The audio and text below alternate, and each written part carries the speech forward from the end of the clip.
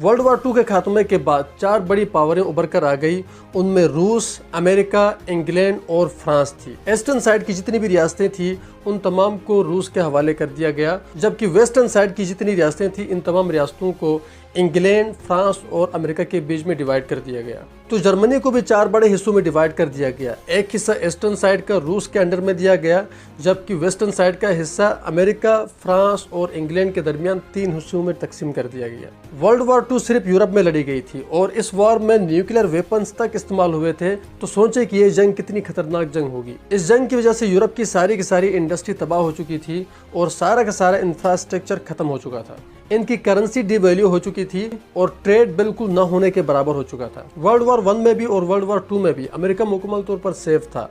वहाँ की इंडस्ट्री मुकम्मल तौर पर सेफ थी और जितनी भी इंडस्ट्री कोलोनाइजेशन के दौरान और इंडस्ट्रियल रिवोल्यूशन के दौरान यूरोप में बनाई गई थी वो सारी इंडस्ट्री अब अमेरिका में शिफ्ट हो गई थी। ऊपर से जंग के दौरान बड़े पैमाने पर अलाइड पावर्स को अमेरिका वेपन्स भी देता है और बड़े लेवल पर कर्ज भी देता है। तो अल्टीमेटली इंग्लैंड और फ्रांस जैसे ममालिक भी अब अमेरिका के रहम व करम के नीचे आ चुके थे। अब अमेरिका के पास गोल्डन चांस होता है डॉलर को इंटरनेशनल करेंसी बनाने के लिए और यूरोप के अंदर अपनी बहुत बड़ी मार्केट ओपन करने के लिए।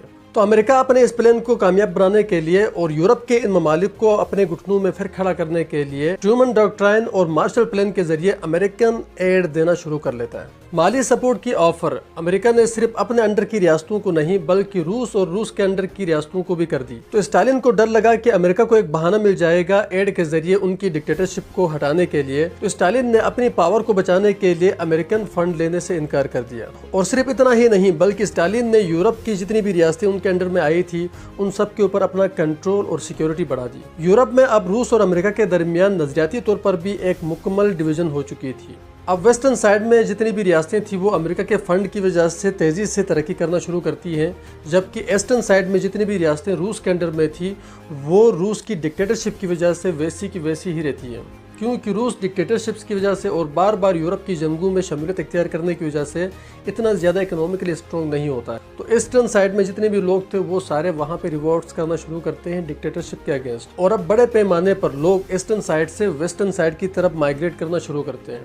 लोगों की बढ़ती माइग्रेशन को रोकने के लिए 13 अगस्त 1961 को रूस ने जर्मनी के शहर बर्लिन में एक बहुत बड़ी और लंबी दीवार बना डाली जिसे बर्लिन वॉल कहा जाता है। अब रूस जो कि उस वक्त सोवियत यूनियन कहलाती थी तो सोवियत यूनियन और अमेरिका में तजाद आहिस्ता आहिस्ता बढ़ने लगा। इन शॉर्ट अगर बात करें तो अमेरिका और सोवियत यूनियन के बीच में ये जो तजाद रहा वो 1991 में सोवियत यूनियन के ब्रेक होने तक रहा और हिस्ट्री में उस पूरे दौरानिये को कोल्ड वार यानी कि सर्द जंग कहा जाता है।